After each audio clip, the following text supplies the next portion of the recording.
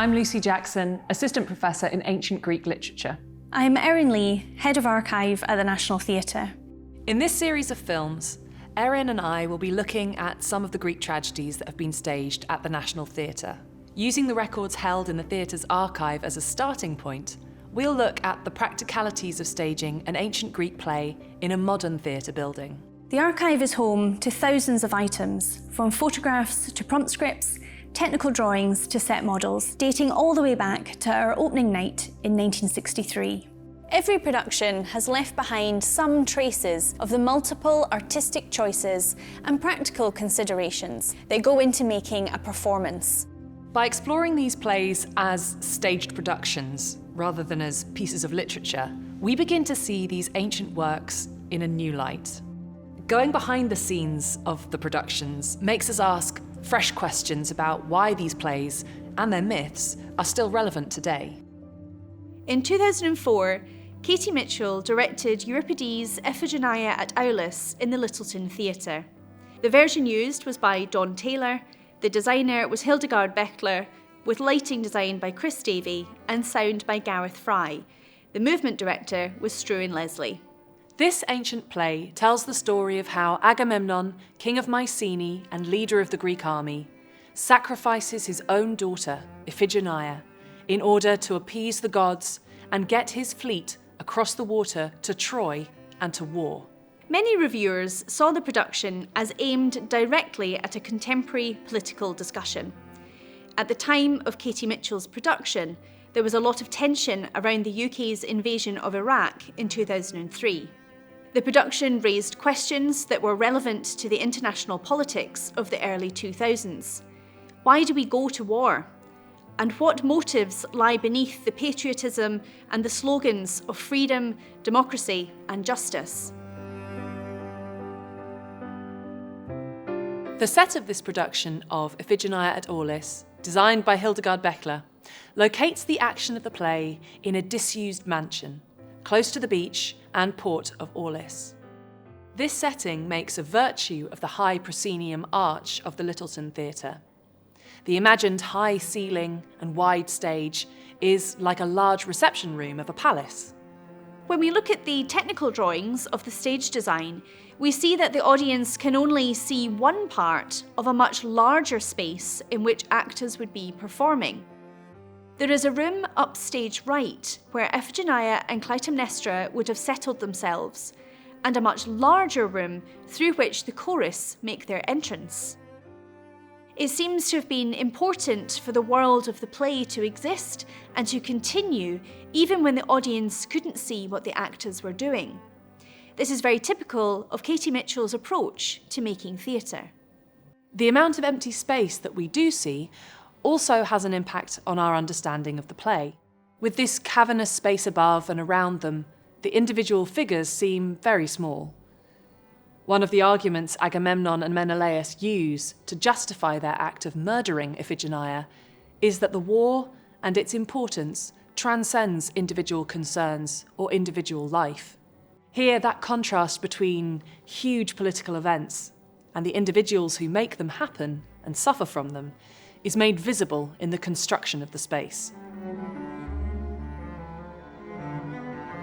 Designers take their inspiration from all kinds of art forms when they construct theatrical playing spaces.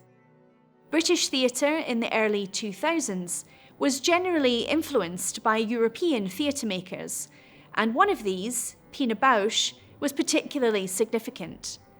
Many of the reviews of Katie Mitchell's Iphigenia at Aulis note how the movement of the chorus shows a clear affinity with a Pina Bausch style of dance theatre. But we can also see, from many of the set photos, an affinity in terms of design too. In one very famous piece by Pina Bausch, Café Müller, the dancers move in and around the chairs and tables of an empty, high-ceilinged cafe. The use of chairs as an integral part of the piece in Café Müller is echoed in both Beckler's design and in how the chorus dance around the chairs in Struan Leslie's choreography. This shows how interaction with European performance traditions in Katie Mitchell's work extended beyond acting styles and stage action and into the design of the performance spaces too. The costume files for this production give us a clear sense of time and tone for the world of the play. There are lots of photocopies from books on 1940s and 50s Hollywood stars and the clothes they wore. This glamour contrasts with the set, a disused and dirty abandoned mansion. This is the place where the unglamorous reality of war, of grubby backroom deals, of loss and of sacrifice can be shown. The National Theatre costume store still has the military jacket worn by Agamemnon. The fact that the jacket is white shows it is more of a presentation uniform than clothing used for active service. Something that is nicely highlighted by the rather fuzzy recording of the play is how sharply the white of the men's costumes contrasts with the dark and dingy set. These figures look pristine, when in fact they are engaged in subterfuge and guilty of tricking a young girl into giving up her life to satisfy their desire for war. The other shining white feature of the play is, from a third of the play onwards, an enormous white wedding dress. This is the dress Iphigenia was meant to wear for her wedding to Achilles. The audience knows from the start, of course, that there will be no wedding. The dress, incongruent in its white, clean form with the dirt and seedy acts of those around it, works as a constant reminder of this contrast and dishonesty. The chorus for the Iphigenia is a constant presence and a powerful tool for complicating and sharpening the discussion and critique of war.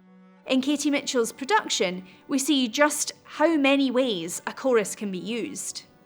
In the production recording, we cannot make out the details of the actors' facial expressions, but we can see, perhaps all the more clearly for its fuzziness, the impact of a group on stage.